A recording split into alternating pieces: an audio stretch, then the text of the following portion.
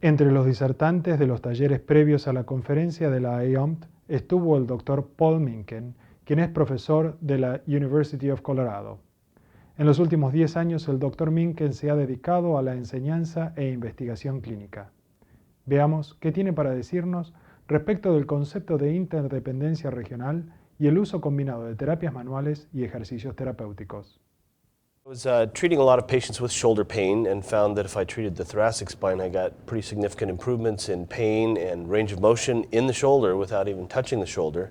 So I started researching that a little bit, and there is some good prospective research out of Europe that shows that if you have a stiff thoracic spine, particularly the cervical-thoracic junction, it triples your risk of developing neck and shoulder pain in the next year in people that do jobs with heavy manual labor, that type of thing. So I wanted to investigate that a little bit and see if there was some significant effects with treating the thoracic spine in patients with neck and shoulder pain. So I've collaborated with Josh Cleland on quite a few articles, and we have found that indeed when you do treat the thoracic spine, you can immediately change the amount of range of motion, decrease the amount of pain, decrease the amount of disability in patients with neck pain or shoulder pain without even touching those regions. So, is there a subgroup of patients who you think are going to benefit from this kind of intervention? Well, Josh Cleland did a clinical prediction rule looking at thoracic manipulation for neck pain and did derive 6 factors that in that subgroup of patients seemed to predict response, but we tested that in a randomized controlled trial where we tried to validate those predictors, and it turned out that those predictors were not valid. But what we did find was that treating the thoracic spine, adding that to an evidence-based exercise program, had better outcomes, short and long-term outcomes, than exercise alone.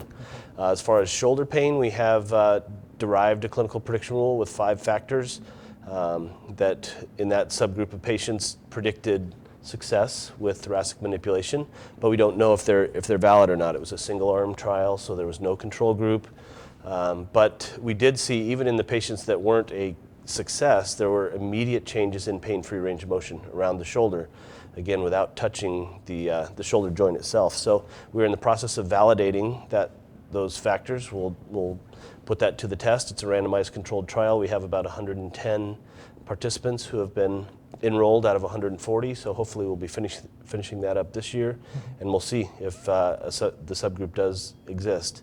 And if it doesn't, does adding thoracic manipulation to an evidence-based exercise program improve outcomes in patients with shoulder pain? So that's my current area of study. The use of combined manual therapy and therapeutic exercises seems to be very helpful in many different ways for musculoskeletal conditions. And have you found any other applications of using manual therapy for other body parts, body regions?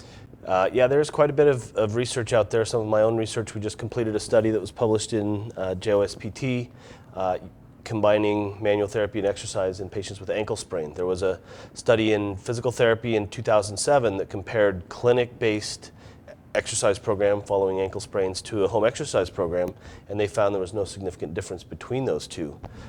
So their conclusion was, if you can have a patient do 4 sessions of a home exercise program advanced by the therapist rather than 8 in-clinic sessions, that's probably more cost-effective overall. So we wanted to see if we took that exercise program that was used in that study and then added manual therapy to it, would that improve the outcomes? And that is what we found. We did long-term outcomes out to 6 months on the foot and ankle ability measure, which is a standardized outcome measure for foot and ankle problems, as well as the lower extremity functional scale and pain ratings, and there were significant differences at all time points, 1 week, 4 weeks, and 6 months down the line. So like we're seeing in other regions, whether it's neck pain, shoulder pain, elbow pain, hip pain, knee pain, foot and ankle pain, if you combine manual therapy and exercise, it does seem to maximize patient outcomes.